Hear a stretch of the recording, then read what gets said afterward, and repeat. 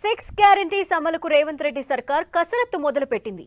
ఇప్పటికే 2 గ్యారంటీలను అమలు చేస్తున్న ప్రభుత్వం మిగిలిన పథకాల అమలుకు లబ్ధిదారుల నుంచి దరఖాస్తులు కోరుతోంది. ఇందుకోసం ఈ నెల 28 నుంచి జనవరి 6 వరకు ప్రజాపాలన సభలు నిర్వహించనుంది సర్కార్. తెలంగాణలో రేవంత్ రెడ్డి ప్రభుత్వం దూకుడు పెంచింది. ఎన్నికల సమయంలో ఇచ్చిన హామీల మేరకు అభయహస్తం, 6 గ్యారంటీల అమలుకు రంగం సిద్ధం చేస్తోంది ప్రభుత్వం. ఈ నెల 28 నుంచి చేపట్టనున్న ప్రజాపాలన సభల ద్వారా లబ్ధిదారుల నుంచి దరఖాస్తులు స్వీకరించనుంది ప్రభుత్వం. ఇప్పటికే 6 గ్యారంటీల్లో భాగమైన మహిళలకు ఉచిత బస్ ప్రయాణం, రాజీవ్ ఆరోగ్యశ్రీ, 10 లక్షల బీమా అమలు చేస్తున్నారు. ఇప్పుడు అభయహస్తం కింద మిగిలిన పథకాలపై ఫోకస్ చేశారు సీఎం రేవంత్ రెడ్డి. ప్రజల వద్దకే ప్రభుత్వాన్ని తీసుకువెళ్లేందుకు ప్రజాపాలన కార్యక్రమాన్ని ప్రకటించిన సీఎం ఈ నెల 28 నుంచి జనవరి 6 వరకు రాష్ట్ర వ్యాప్తంగా ప్రజాపాలన కార్యక్రమాన్ని నిర్వహించాలని నిర్ణయించారు. ప్రతి గ్రామం, వార్డులో ప్రజాపాలన సభలను నిర్వహిస్తారు. ఈ గ్రామ సభల్లో 6 గ్యారంటీస్ పై ప్రజల నుంచి దరఖాస్తులు స్వీకరిస్తుంది ప్రభుత్వం. దీనికోసం ప్రత్యేక ఏర్పాట్లు చేస్తున్నారు. ప్రజాపాలనలో భాగంగా ఈ నెల 28 నుంచి జనవరి 6 వరకు ప్రతి గ్రామం, వార్డుల్లో గ్రామ సభలను నిర్వహిస్తారు. ప్రతిరోజు 2 సభలను ఏర్పాటు చేయగా మండల స్థాయి అధికారులైన తహసీల్దార్, ఎంపీడీఓ ఒక్కో సభ సారథ్యం బాధ్యత వహిస్తారు. ప్రతిరోజు ఉదయం 8 నుంచి మధ్యాహ్నం 12 గంటల వరకు ఒక సభ, ఇక మధ్యాహ్నం 2 నుంచి సాయంత్రం 6 వరకు మరో సభ నిర్వహిస్తారు. ఈ సభలో స్థానిక ప్రజాప్రతినిధులు, సంబంధిత అధికారులు తప్పనిసరిగా హాజరు కావాల్సి ఉంటుంది. ఈ సభల్లో 6 గ్యారంటీ పథకాల కోసం ప్రజల నుంచి దరఖాస్తులను స్వీకరిస్తారు. అభయహస్తం, 6 గ్యారంటీలు, మహాలక్ష్మి, రైతు భరోసా, గృహజ్యోతి, ఇందిరమ్మ ఇల్లు, యువ వికాసం, చేయూత పథకాలపై దరఖాస్తు చేసుకోవచ్చు. దరఖాస్తుదారులు తమ ration card, Aadhaar card photo జత చేయాల్సి ఉంటుంది. రేషన్ కార్డు లేని వారు దరఖాస్తు పత్రంతో ఆధార్ ఫోటో ఇస్తే సరిపోతుంది. గ్రామ సభల్లో మహిళలకు ప్రత్యేక కౌంటర్ ఏర్పాటు చేయడమే కాకుండా దరఖాస్తును పూర్తి చేయలేని, చదువు రాని వారికి సహకరించాలని ఆశా వర్కర్లు, అంగన్వాడీ కార్యకర్తలను ఆదేశించింది ప్రభుత్వం. ఇక ఈ గ్రామ సభల పర్యవేక్షణకు ప్రతి అసెంబ్లీ సెగ్మెంట్కి ఒక స్పెషల్ ఆఫీసర్ ఉంటారు. ఈ సభల నిర్వహణకు ఒక్కో సభకు 10,000 రూపాయల చొప్పున నిధులను విడుదల చేసింది ప్రభుత్వం. ప్రజాపాలన సభల పర్యవేక్షణ, అర్హుల ఎంపిక వంటి కార్యక్రమాలను ఇన్ఛార్జ్ మంత్రులు పర్యవేక్షిస్తారు. ఇందుకోసం 10 ఉమ్మడి జిల్లాలకు ఇన్ఛార్జ్ మంత్రులని నియమించారు సీఎం రేవంత్ రెడ్డి. ఉమ్మడి కరీంనగర్ జిల్లాకు మంత్రి ఉత్తమ్ కుమార్ రెడ్డి, మహబూబ్ నగర్ జిల్లాకు దామోదర రాజనరసింహ, ఖమ్మం జిల్లాకు కోమటిరెడ్డి వెంకట్రెడ్డి, రంగారెడ్డి జిల్లాకు శ్రీధర్ బాబు, వరంగల్కు పొంగులేటి శ్రీనివాస్ రెడ్డి, హైదరాబాద్కు పొన్నం ప్రభాకర్, మెదక్ కొండా సురేఖ, ఆదిలాబాద్ సీతక్క, నల్గొండ తుమ్మల నాగేశ్వరరావు, నిజామాబాద్కు జూపల్లి కృష్ణారావుని నియమించారు సీఎం రేవంత్. గ్రామ సభల్లో వచ్చిన దరఖాస్తులను అధికారులు పరిశీలించి అర్హులైన వారిని ఎంపిక చేస్తారు. మొత్తానికి పరిపాలనపై పట్టు సాధించేందుకు వేగంగా నిర్ణయాలు తీసుకుంటున్న సీఎం రేవంత్ రెడ్డి 6 గ్యారంటీలపై ఫోకస్ చేయడం ద్వారా ఎన్నికల హామీల అమలు దిశగా అడుగులు వేస్తున్నట్టు కనిపిస్తోంది.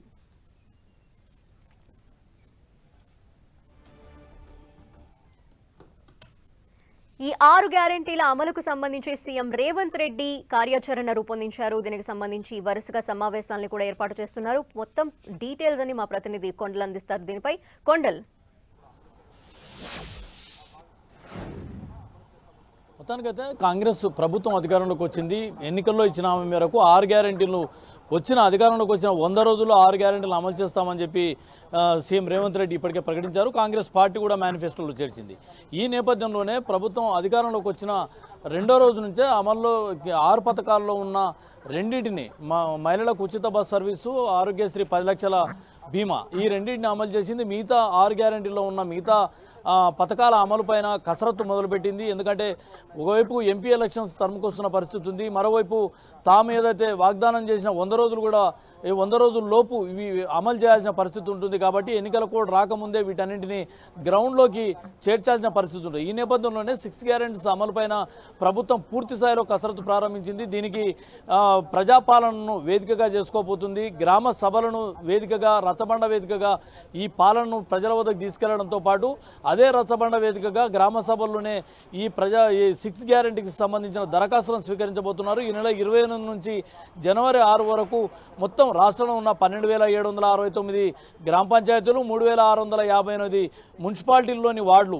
వీటన్నిటిలో కూడా గ్రామ సభలు నిర్వహించడం, అక్కడ ప్రజల నుంచి దరఖాస్తులు స్వీకరించడం అన్నది చేస్తుంది. దీనికి కూడా ప్రత్యేకమైన ఏర్పాట్లు ప్రభుత్వం చేసింది. ఇప్పటికే గ్రామ సభలు నిర్వహించేందుకు ఒక్కొక్కరికి బాధ్యతలు కూడా అప్పచెప్పడం జరిగింది. ప్రతిరోజు 2 సభలు నిర్వహిస్తారు. ఒక సభకు తహసీల్దార్, మండల తహసీల్దారు బాధ్యత వహిస్తే రెండో దానికి ఎంపీడీఓ బాధ్యత వహిస్తారు. మొత్తం అసెంబ్లీ సెగ్మెంట్కు ఒక స్పెషల్ ఆఫీసర్ను కూడా నియమించడం జరిగింది. ఎక్కడ ఎలాంటి ఇబ్బందులు లేకుండా గ్రామ సభకు వచ్చే ప్రజలు వస్తుంటారు కాబట్టి వారికి ఎలాంటి సమస్యలు తలెత్తకుండా వారికి ఉన్న సమస్యలే అనుకోండి, వారికి ఉన్న దరఖాస్తు చేసుకోవాలనుకున్న అంశాలను వీటన్నింటినీ కూడా దరఖాస్తు స్వీకరించేందుకు ప్రత్యేకమైన ఏర్పాటు కూడా చేశారు. ముఖ్యంగా ప్రతి గ్రామ సభలో మహిళలకు ఒక ప్రత్యేక కౌంటర్ని ఏర్పాటు చేయడంతో పాటు ఎవరైతే నిరక్షరాస్యులు ఉంటారో, ప్రజలు గ్రామాల్లో ఉంటారో వాళ్ళందరికీ కూడా దరఖాస్తు ఫామ్స్ను, అంటే గ్రామ సభ ఎప్పుడైతే నిర్వహిస్తారో దానికంటే ముందే ఆ గ్రామానికి అప్లికేషన్ ఫామ్స్ను చేరుస్తారు అధికారులు. ఆ అప్లికేషన్ ఫామ్స్ను ఫిల్ చేయడంలో కూడా స్థానికంగా అంగన్వాడీ వర్కర్స్ అనుకోండి, అదేవిధంగా ఆశా వర్కర్స్, వీళ్ళందరూ కూడా వారికి సహకరించే విధంగా ఒక ఏర్పాట్లు కూడా ప్రత్యేకమైన ఏర్పాటు చేశారు. ఏదేమైనప్పుడు కూడా 6 గ్యారెంటీస్ని టోటల్గా అనుకున్న 100 రోజుల లోపల గ్రౌండ్ చేర్చడం అన్నదే ప్రభుత్వం లక్ష్యంగా పెట్టుకుంది. దీనికి అనుగుణంగానే ప్రభుత్వం చాలా స్పీడ్గా ముందుకెళ్తున్న పరిస్థితి స్పష్టంగా కనిపిస్తుంది. ఇది మొత్తం కూడా జిల్లా ఇన్ఛార్జ్ మంత్రుల అధ్యక్షతన ఈ గ్రామ సభలన్నీ కూడా జరుగుతాయి. వారికి పూర్తి స్థాయిలో బాధ్యతలు అప్పజెప్పింది ప్రభుత్వం. ఇప్పటికే ఉమ్మడి 10 జిల్లాలు, అంటే ముఖ్యమంత్రి రేవంత్ రెడ్డి, అదేవిధంగా ఉప ముఖ్యమంత్రి డిప్యూటీ సీఎం బట్టి విక్రమార్క మినహాయిస్తే ఉన్న మిగతా 10 మంది మంత్రులకు 10 ఉమ్మడి జిల్లాలను ఇన్ఛార్జిగా నియమించింది. కరీంనగర్కు ఉత్తమ్ కుమార్ రెడ్డి అనుకోండి, మహబూబ్నగర్కు దామోదర రాయనరసింహ అనుకోండి, కోమటిరెడ్డి ఖమ్మం, పొంగులేటి వరంగల్, సీతక్క ఆదిలాబాద్, ఇలా మొత్తం హైదరాబాద్కు పొన్నం ప్రభాకర్, రంగారెడ్డికి శ్రీధర్ బాబు, ఇలా మొత్తం 10 మందికి 10 ఉమ్మడి జిల్లాలను బాధ్యతలు అప్పచెప్పి వారి నేతృత్వంలోనే గ్రామ సభలు అనేది పూర్తి స్థాయిలో నిర్వహిస్తారు. లబ్ధిదారుల నుంచి అర్హులైన వారిని ఎంపిక చేసే ప్రక్రియ కూడా స్క్రూటినీలో కూడా చాలా జాగ్రత్తలు తీసుకోబోతుంది ప్రభుత్వం. ఎక్కడ కూడా వచ్చిన లబ్ధిదారులకు, ముఖ్యంగా రేషన్ కార్డులు లేని వాళ్ళు చాలామంది ఉన్నారు. గత ప్రభుత్వంలో రేషన్ కార్డులు కూడా ప్రభుత్వం ఇవ్వలేకపోయింది. అయితే ఆ ప్రభుత్వం ఇవ్వలేకపోయినప్పుడు కూడా ఆ రేషన్ కార్డు లేని వారు కూడా సంక్షేమ పథకాలకు, ముఖ్యంగా ఈ 6 గ్యారెంటీలకు అప్లై చేసుకోవచ్చని ప్రభుత్వం చెప్తుంది.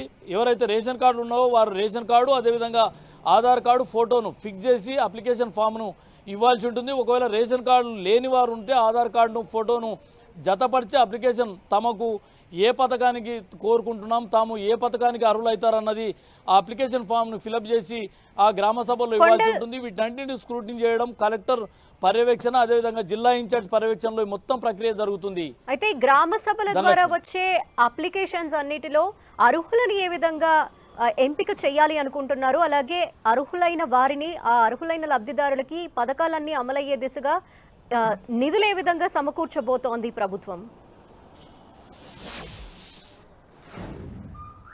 ఖచ్చితంగా అర్హులను ఎంపిక చేయడం అనేది ఒక టాస్క్ అని చెప్పవచ్చు. ఎందుకంటే గతంలో దాదాపు రేషన్ కార్డ్స్ చాలామంది, దాదాపు 89 కోటికి పైగా ration cards, white ration cards ఉన్న పరిస్థితి ఉంది రాష్ట్రంలో.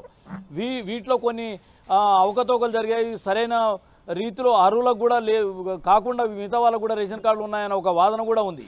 ఈ నేపథ్యంలో ఇప్పుడు కొత్తగా రేషన్ కార్డు కోసం అప్లై చేసుకున్న దరఖాస్తులు కూడా లక్షల్లో గత ప్రభుత్వం పెండింగ్లో ఉన్న పరిస్థితి ఉంది. వీటన్నిటిని స్క్రూటినీ చేయడం అంటే ఒక టాస్క్. అందుకే గ్రామ సభను యూనిట్గా తీసుకున్నప్పుడే వీటికి సరైన ప్రాతిపాదికన అర్హులకు, నిజమైన అర్హులు గుర్తింపబడతారన్నది ప్రధానంగా ప్రభుత్వం ఉద్దేశం ఉంది. ఎందుకంటే ఏ ఊరికి ఆ ఊరు గ్రామ సభ ద్వారా ఆ ఊరిలో ఉన్న ఎవరు నిజమైన లబ్ధిదారులా, లేదంటే బయట ఉన్నారా, లేదంటే గ్రామంలో ఉన్నారా, లేదంటే పక్క ఊర్లో ఉన్నారా, ఇవన్నీ కూడా చాలా క్లారిటీగా వచ్చే అవకాశం ఉంటుంది. కాబట్టి గ్రామ సభలను ఈ ప్రభుత్వం యూనిట్గా చేసింది. అదేవిధంగా మండలాధికారులకు దీంట్లో రిప్రజెంట్ చేయడంతో పాటు స్థానికంగా ఉన్న ప్రజాప్రతినిధులు ముఖ్యంగా గ్రామానికి సంబంధించి సర్పంచ్ అనుకోండి, ఎంపీటీసీ అనుకోండి, జిల్లా మండలానికి జడ్పీటీసీ అనుకోండి, వీళ్ళందరూ కూడా ఈ గ్రామ సభల్లో ఈ స్థానిక ప్రజాప్రతినిధులు ఉండడంతో పాటు సంబంధిత రెవెన్యూ వివిధ డిపార్ట్మెంట్లకు సంబంధించిన అధికారులు కూడా అక్కడనే ఉంటారు. కాబట్టి ఖచ్చితంగా నిజమైన లబ్ధిదారుని ఎంపిక అన్నది చాలా ఈజీగా చేయొచ్చు అన్నది ప్రభుత్వం భావిస్తుంది. దీనికి అనుగుణంగానే కొత్త రేషన్ కార్డ్స్కు దరఖాస్తులు అనుకోండి, ఇప్పుడు 6 గ్యారెంటీల్లో ఉన్న పథకాలకు దరఖాస్తులు అనుకోండి, వీటన్నిటిని గ్రామసభ వేదిక తీసుకోవడం, వాటిని ఒక స్క్రూట్నీ చేయడం అనేది జరుగుతుంది. దాన్ని ఎప్పటికప్పుడు ఆన్లైన్లో దాన్ని ఫీడ్ చేయడం, దాంతోపాటు స్క్రూట్నీ అన్నది చేయడంతో నిజమైన అర్హులకు ప్రతి అట్టడుగున ఉన్న ప్రతి పేదవాడికి ప్రభుత్వ సంక్షేమ పథకం అందించాలన్నదే ప్రభుత్వం భావిస్తుంది. ఇదే అంశాన్ని నిన్న కలెక్టర్ల సమావేశంలో కూడా సీఎం రేవంత్ రెడ్డి చాలా స్పష్టంగా కలెక్టర్లకు దిశానిర్దేశం కూడా చేసిన పరిస్థితి ఉంది. కాబట్టి ఈ ప్రజాపాలన కార్యక్రమాన్ని ఒక వేదికగా చేసుకోబోతుంది. అందుకే రాష్ట్ర వ్యాప్తంగా ప్రజాపాలన కార్యక్రమంలో భాగంగా గ్రామ సభలు నిర్వహించడం, గ్రామ సభల్లో అర్హులకు ఎవరైతే దరఖాస్తులు స్వీకరించడం, దాన్ని స్క్రూటినీ చేయడం అన్నది ప్రధానంగా ప్రభుత్వం ఈ 6 గ్యారెంటీస్ అమలుకు ఇది ఒక వేదికగా చేసుకోబోతుంది. ధనలక్ష్మి. Right, thank you Kondal.